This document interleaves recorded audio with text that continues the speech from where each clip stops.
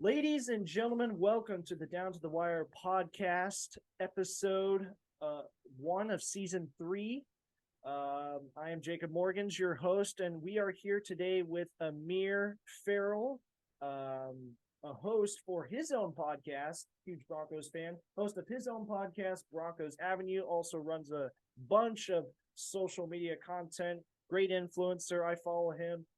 Thank you for joining the show. Yeah, no problem, man. Thanks for having me on. Yeah, so I am a huge Russ fan. Obviously, I found your account because I just wanted to basically follow Russell Wilson. I'm a huge Russ fan. I got his hat on. He's kind of been like Awesome. that sports idol. And obviously stemming from his time in Seattle, I'm a Seattle fan too. So, but I always love to follow Russ. So, I know it's been kind of rough for you guys, but I still believe you guys traded for something like you traded for a guy that I believe never loses a locker room, no matter what reports are going on. And I absolutely love the guy. Hopefully, and I feel like it's been all open season on him. So hopefully my take on him kind of eases back on that. But let's get started. Kind of take me to like your inspiration for kind of like starting all of this, your podcast, and all becoming that influencer pathway and following that. Yeah. So, do you want me to start with the podcast or the Instagram? Start with the podcast. Podcast. So, I don't know. It's actually kind of funny because I actually never watched podcasts before I started my own, which is funny enough. I would tune in a little bit to Benjamin Albright and Ryan Edwards, Broncos Country Tonight. Really good podcast. They provide all the inside information. That's where I get a lot of my content, kind of for my Instagram posts and Twitter and whatnot. Yeah, podcasting it's really fun. I feel like when you want to get into sports journalism and whatnot, it's best to keep your mind like wide open to all different content areas and kind of expanding as far as you can. I don't believe in just keeping my content in a certain place. I started on Instagram, and that's kind of what got me out there a little bit, I guess you could say. And the more I've expanded, the more I'm getting in touch and reach with different people within the Denver media and whatnot. So yeah, podcasting has been really fun because you can go on Twitter and Instagram, and it's not like your voice is always being heard as much as it is on a podcast. You can kind of like speak your mind more freely. I feel like on a podcast, so it's really cool.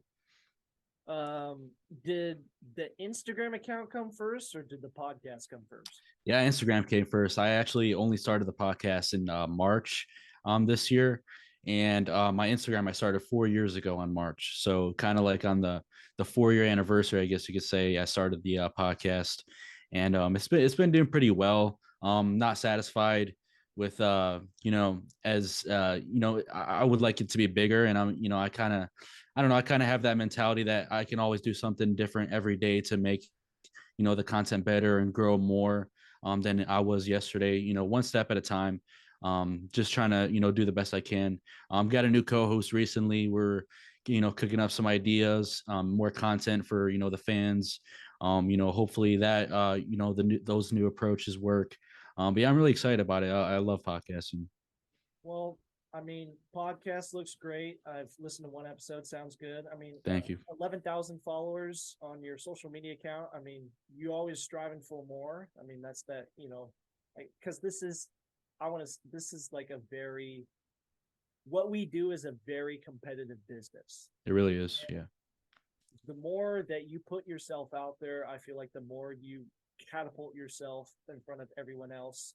And like you said, I feel like the podcasts really help you connect with others, and that's the name of the game in this business. I feel like it's like making connections with others, and like you said, you've created a bond or a connection with the Denver media that I think is pretty cool and inspiring. Mm-hmm. Stirring back towards, like, I don't know, around the off season, coming into this year, You're coming off last season, which was 7-10. You Yeah. looked promising. You had 3-0 starting with Teddy Bridgewater. Then it kind of just was rocky a little bit. But so you end the year 7-10. You hire Hackett coming over from Denver. I mean, from Green Bay all the way to Denver, which you think is, I mean, I don't know. Did you ever sense that when Hackett was first hired that it was to bring in Aaron Rodgers? I know that's like what a lot of people thought. Did you ever think that?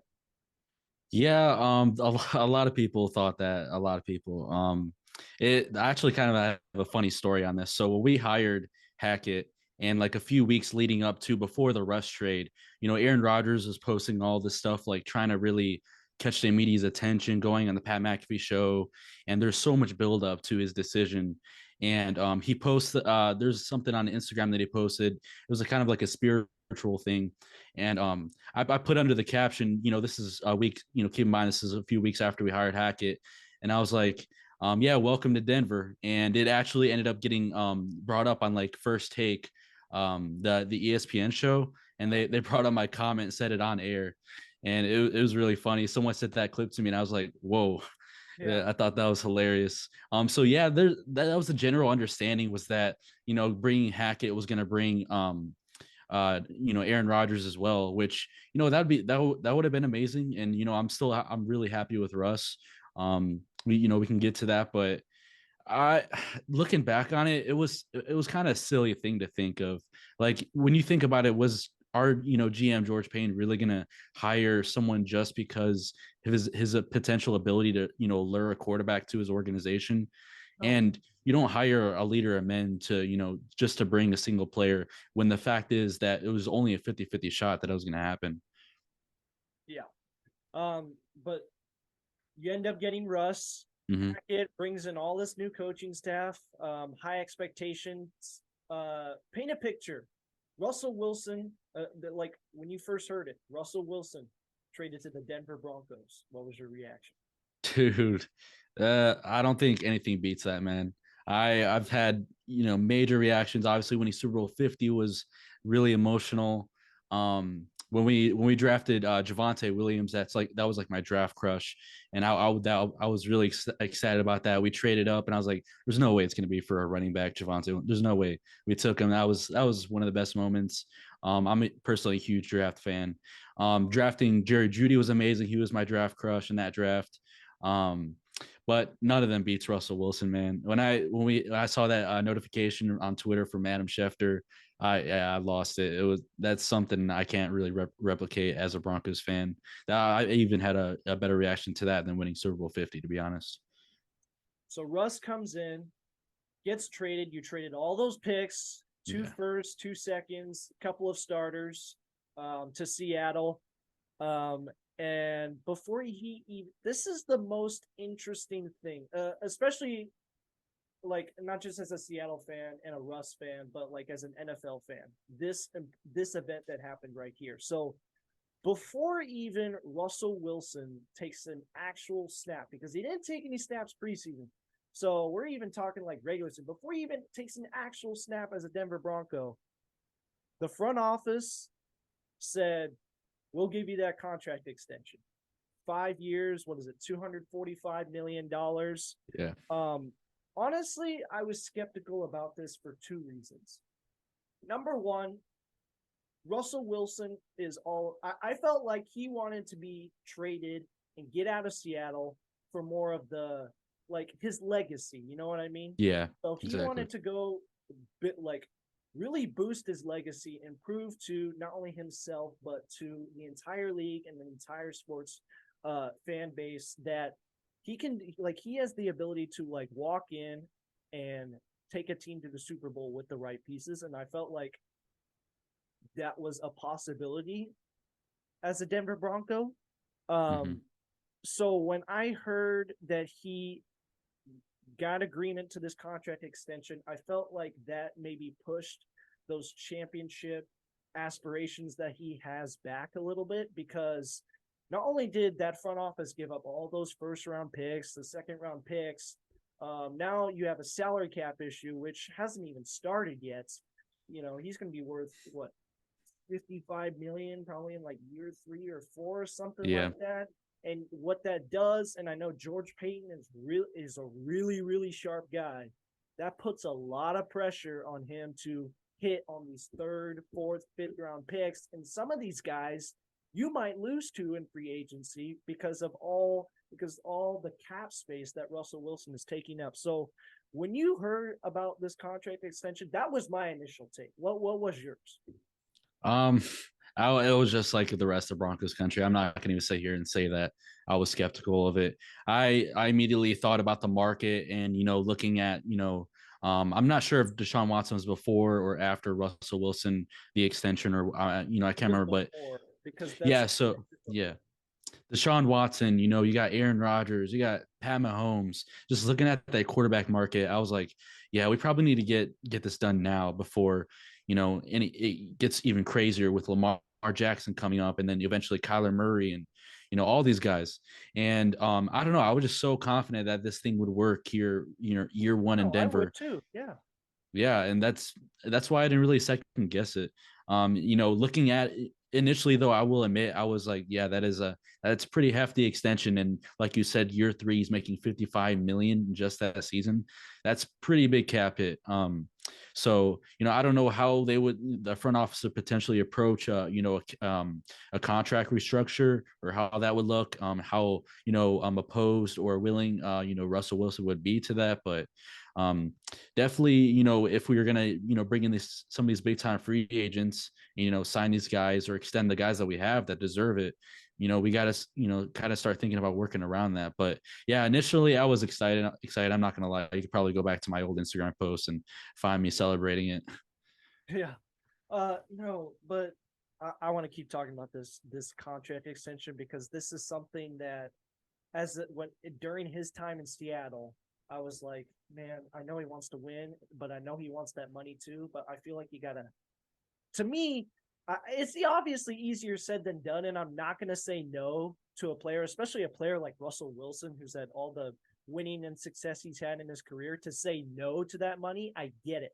Yeah. But as driven and as competitive and his deep aspirations to win multiple championships.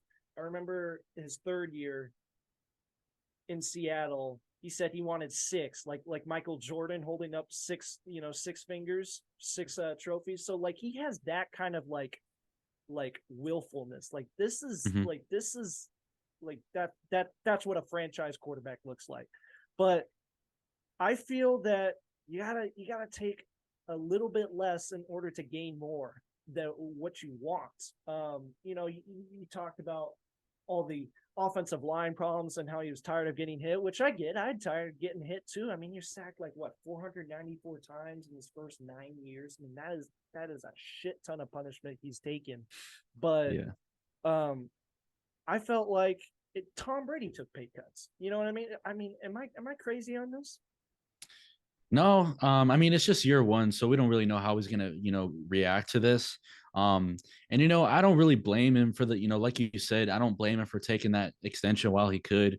Um, and this it was reported just a few days ago that the ownership are obviously we got new ownership this year, the Walter Penner ownership group, obviously the wealthiest owners now in the NFL and some of the wealthiest in all of sports. They wanted to get ahead on the market. It wasn't up to George Payton. And ultimately it came down to them wanting to get ahead on the market. But yeah, you bringing that up, maybe he will, in year 2, take a contract restructure in this upcoming offseason. Because yeah, he wants to be great. I love that mentality about him. And I really do believe that he wants that. And I do think I think he'll take a contract, restructure eventually.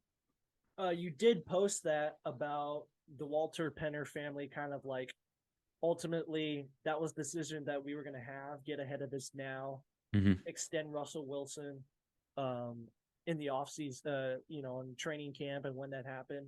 Yeah. Um, do you have? I mean, I don't want to call it meddling. Now that I think about it, I don't want to call that meddling, but I mean, did you when you reported that out from whatever source you had on your Instagram, whatever? I mean, did you have a like? did you have like a problem with that, reading that kind of like ownership making that final call? Because I don't want to call it meddling, but I just feel, like when ownership kind of has that kind of like that decision, I feel like it can lead to bad things. I didn't like Jim Irsay meddling all that stuff with Frank Wright in Indianapolis, and I didn't like Jerry Jones all those years back meddling with stuff with Jimmy Johnson, because ultimately that cost them. So did you feel that way with the Walter Penner family, or do you just feel like they know how they kind of know how this works and they own the team and Yeah, absolutely. I mean, I think they're a really smart, ownership group. That's not saying that they're, eventually gonna, make this thing work out. But yeah, reading this report and, obviously posting it, it kind of did rub me the wrong way a little bit, just because George Payne has been absolutely incredible decision maker, talent evaluator, all of it as a GM.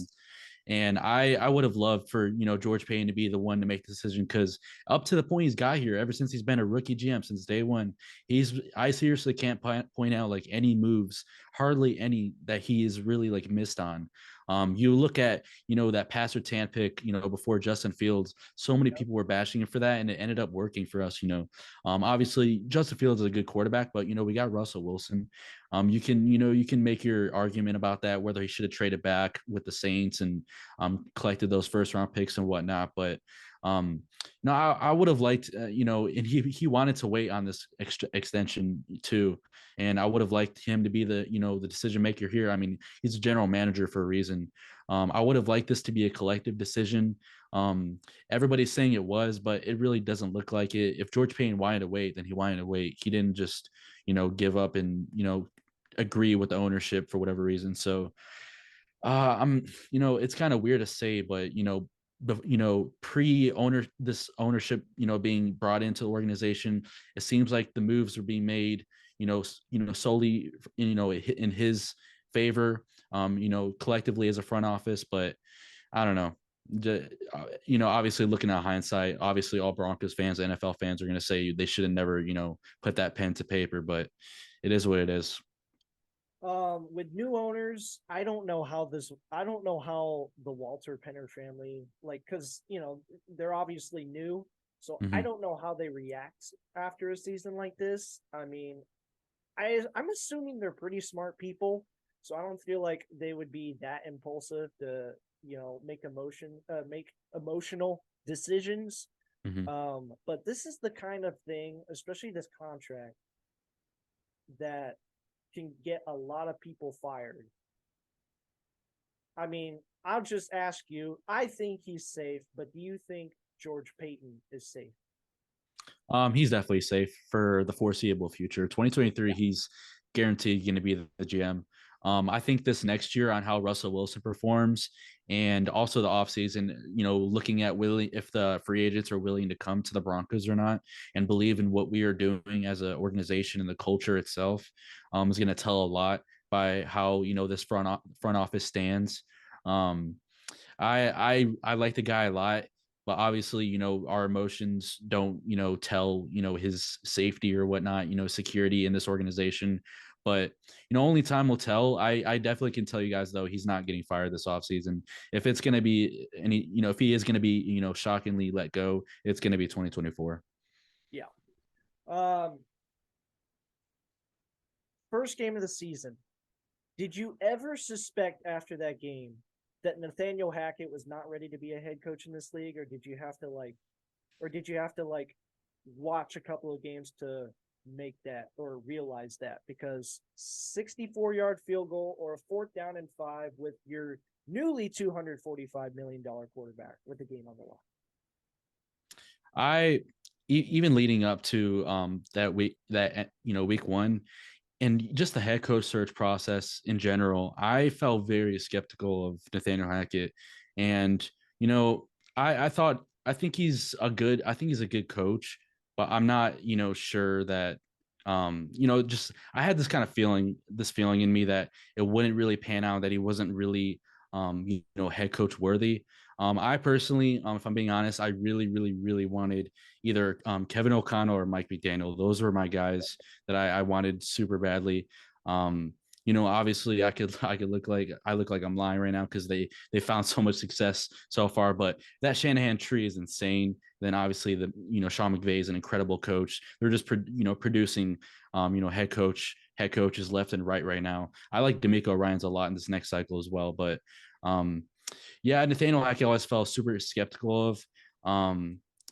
And after the Russell Wilson trade, it felt even more weird because I don't really see the schematic fit between the both of them. And this season has shown it even more. It just feels like the most awkward fit. And when he gave up play calling, Russ somehow like got even just a little bit better, and that showed enough to me that Hackett 100% needs to be gone. I don't see any other purpose of him, and any other hope of him being a great head coach for this team in the future. But yeah, to answer your question, I've always just felt a little skeptical of him, but this year the results have definitely confirmed that. I need you to paint another picture for me. So, like, how you felt, how you thought, where you were during the final 2 minutes of that Seattle Denver game. Final 2 minutes of that. Oh boy. Um, So yeah, multiple drives, just getting to the end zone, not being able to score. That hurt a lot. I mean, Russ had 340 passing yards. Oh yeah. He really should have had 3 or 4 passing touchdowns. There was a few dropped interceptions. I'll give that to you guys. But yeah, that game was a clear example of a team trying to lose. Like, as weird as that is to say, it literally felt like I was watching a team that I was trying to lose their opening game. Yeah, and then the last play, obviously deciding to kick a 64-yarder with your kicker who has honestly struggled in recent memory to kick from 50 plus, rather than putting it in your brand new quarterback that you just extended 5 years, 245 million on a 4th and 5. That angered all of Broncos country and just NFL fans too on prime time. It felt like ever since then, I don't know, we just really had it out to shoot ourselves in the foot, and things have just progressively gotten worse.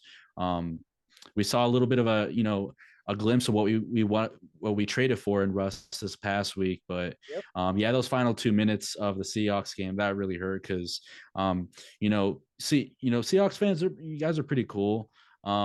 But lots of fans heading into that week 1 game, they wanted that win really badly over Russ. Obviously, Pete Carroll really wanted that win over Russ. That game meant a lot to them.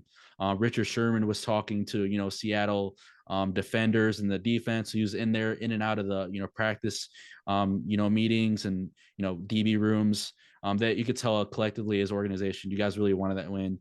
And GG's that in Geno Smith, he played a pretty good game in that first half, and then the second half though we just absolutely Geno Smith was getting bottled, and we just could not score to save our lives. The red zone offense was horrific. It's gotten better since then, but yeah, ending of that game was just that really hurt as a Broncos fan. Yeah, I was gonna actually set you up with that before that question I just asked you, which was watching that game. It was like, you know what? I feel good for Geno Smith. He had a hell of a first half. I think it was like 17 of 18 or whatever he was. Mm-hmm. He had a nice story, good first half, but then in the back of your mind, you're like, okay, it's Russell Wilson on the other side with that offensive talent, and you were just waiting and waiting, Yeah. and then a fumble happened here, and then a fumble happened there with Javonte Williams the second time, and then even in the final 2 minutes, you're like, okay, this is where Russell Wilson wants to be. This is why you got this guy. You knew that he wanted the ball in his hands with the game on the line, especially a game like this, and then that was the way it ended. I mean, I don't know that that's unfathomable to me. But I mean, how would you assess Russell Wilson this year, and what do you think the reasons are for his struggles? I know you mentioned a disconnect schematically between Hackett and Wilson, which kind of probably is part of the problem. But what do you think the other problems are? Yeah, just from that, I feel like they're trying to turn Russell Wilson into something that Russell Wilson is. They're honestly trying to turn Russell Wilson into like a younger Aaron Rodgers is what they've been trying to do like the first 3 quarters of the season. It's really hurt because we've seen glimpses in the 49ers game. We won that game 11-10, where the final drive, he led the team to the game-winning touchdown. And he was using his legs. He was using his legs, and that's when Russell Wilson's at his best. And it feels like the Chiefs game, he was doing that, and we really should have won that game. But then he obviously suffered a really scary concussion. It just feels like every game that Russell Wilson is being designed plays to where he's using his legs, evading defenders. The O line is actually stable enough for him to buy time to find an open receiver. He's able to show who he is. The offensive line has just been too inconsistent this year. That's been a big factor. The wide receivers constantly injured. I mean, you look at Cortland Sutton missing multiple games, Jerry Jeudy missing multiple games with the ankle injury. And then KJ Hamler, he's literally played in less games that he's been out in his career. I mean, it's unbelievable at this point. And then the depth that we have, it's not very good depth. They're all undrafted. This upcoming game against the Cardinals, it's Jerry Jeudy and then 2 undrafted receivers with him. Like it's getting really bad. I know Russell Wilson isn't playing, but that just it's a clear example of how and also the O line combinations. There's been I believe like 13 different starting offensive line combinations.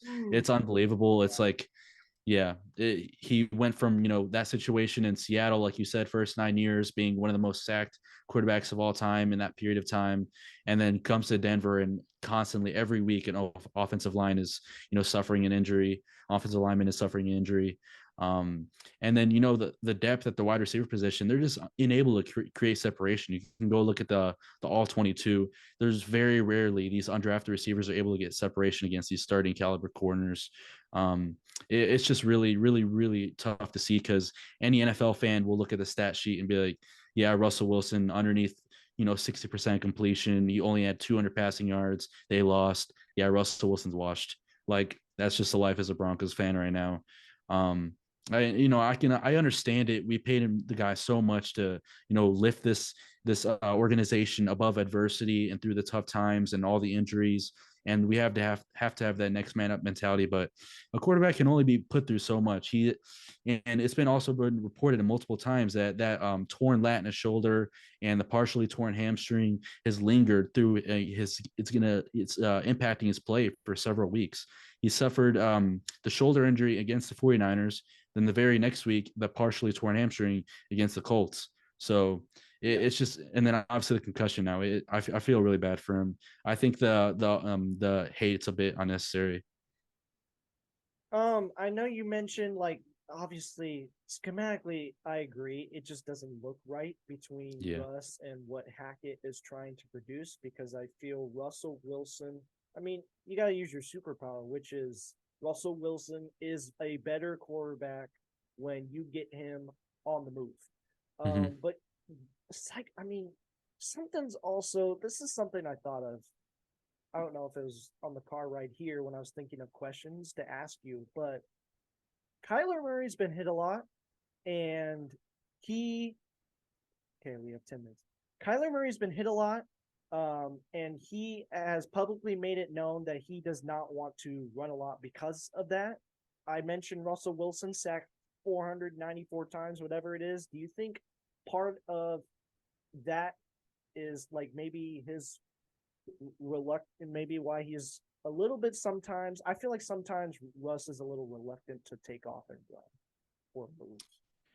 Yeah, there's been various reports of if the coaching staff is the side that wants to make him be more of a pocket passer, or it's Russ that just wants to, be more healthy and just stay in the pocket and let plays develop. I don't really know the truth to it. I feel like personally he wants to do that, but he knows in the back of his head that when he takes off, he's able to make plays happen. And I feel like he's trying so hard to, be an effective pocket passer in this Hackett offense, and it's just not working. And then when he is, taking off and running, he's getting injured. We saw it against the Niners, the Colts, and now the Chiefs, and it really hurts to say that. And this guy's He's 34 now, just turned 34 a few weeks ago, and I don't know how much longer we're going to be able to, um, and I feel like also it's a schematic thing. The blocking isn't always great, and he's not always put in the best situation where defenders are coming his way. He's trying to pick up yardage. Obviously the Frank Clark hit last week, that was a big hit, and you can make the argument that some blockers really weren't down there with him. Two different sides to that, but yeah, I don't know. He was getting banged up a lot in Seattle, but he missed like how many games? Like 3 total games in his whole time there. Yep. Yeah, and then he's missing his second game in one season with the Broncos. So I don't know if we're just cursed or what it is, but yeah, when he tries to be a pocket passer, it doesn't really like look right necessarily. Yeah. Let's see here. Besides a new head coach, and I'm sorry, I think Hackett's gone, and I don't care if it's fair because he's not worth $245 million. What do you think Denver has to do this offseason to get back on track? They got to go get a head coach with experience easily. I think you gotta go get Frank Reich or Dan Quinn. Get guys that have experience with Russ. He's worked with both of those guys. He mainly has experience with Dan Quinn. Dan Quinn's already the betting favorite, I guess you could say, to be the next head coach of this team. He really wanted to be the coach here last year, but Hackett just had a really convincing interview. The whole philosophy was really convincing to George Payton in the front office, and he sold them, but ultimately hasn't lived up to that, obviously. You got to go get a head coach with experience that understands what Russ wants to do, and we got to build this team around Russ. I feel like that this team tried to do that, but they kind of half-assed it, excuse me. But I feel like the weapons aren't as great as everybody makes them out to be, actually, and the availability on this team is just awful. We need to get veterans on this team. This team is too young to pursue a championship with Russ. I think we mess up there. We got to get some veterans, some leaders. We need experience. The number one thing we need this offseason, experience all across the board. The defense, honestly, I think it can stay the same. We can still get a Super Bowl. It's just going to come down to the experience on offense. And when Russ learns the playbook and he gets a hold of that, I think it'll be scary hours. Let's dive into some we'll go 2 trivia questions since we're running out of time here. Number 1, can you name 2 of the 4 players who currently tie for the all-time record for interceptions in Broncos history? 2 of the 4 players. It's like a 4-way tie, and they all have the same number. They all hold the record. Really bad with all-time Broncos trivia, but I'll go and say Champ Bailey, Steve Atwater. Oh, you got 2 right there. All right. Do you think you can name the other 2? Let's see. I don't think Aqib Talib is up there. He was here in he was a short period of time. He did have a lot of picks though. Let's see. Yeah, I'm blanking. So Dennis Smith and then Chris Harris. Chris Harris. Yeah, I was right about to say that. Yeah, Chris Harris. All right. Last one. Who holds the most yards rushing in a single game? And these are multiple choice. So A, Terrell Davis. B, Mike Anderson. C, Floyd Little. Ooh. It's not TD.